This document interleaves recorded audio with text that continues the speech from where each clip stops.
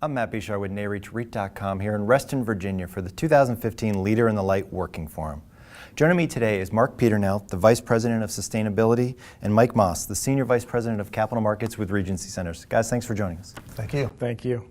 Now, Mark, can you start by talking a little bit about how sustainability can be a competitive differentiator for a company like Regency? We believe our development program is a key competitive differentiator for our company, where last year we started $240 million worth of development and redevelopment starts. And we believe our commitment to sustainability and our experience delivering green projects and high-performance projects to the market can be a key contributing factor to the success of our development program, whether that be through facilitating an entitlement or successful joint venture partnership with a shared interest in sustainability. We continue to see that sustainability is a driver in the success of our development program. And sustainability has grown to include so much more than just simple energy usage and is often part of a larger corporate social responsibility approach. How is that message resonating with shareholders at Regency? It's resonating very well. I'd say it started with the equity capital markets. We specifically were hearing from our European-based investors very early, and we have been dedicated to this process for over 8 years now.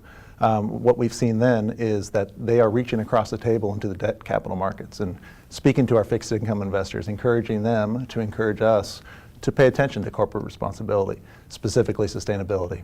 And we saw that with our green bond issuance last summer, very well received. Whether the fixed income investors had dedicated green funds or not, everyone was very encouraging with our issuance.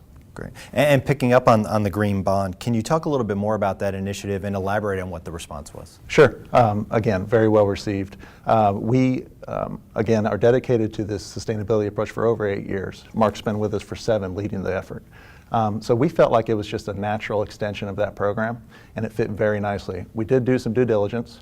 We wanted to make sure that we weren't doing anything that would impair our more traditional fixed income investors. And what we learned very quickly was that whether they had dedicated funds or not, everyone was very supportive of the effort. We met with green-based investors a couple weeks prior to our issuance. They're dedicated to green bonds, and we had an 80% hit rate on those investors from meeting to issuance. So we feel like people believed in the story that Regency had to offer. They understood it, and they supported it by eventually buying the bonds. And what are the plans for the proceeds raised in the bond, and how do investors have that assurance that those funds are going to be used for green initiatives? So we are committed to using the proceeds from the bonds to fund eligible green projects, which we defined as any project, acquisition, development, or redevelopment that is seeking or has achieved LEED certification. LEED is an independent third-party certification system for green buildings and is widely accepted as the preeminent standard for green buildings. So that certification really gives our investors that third-party verification that they're looking for.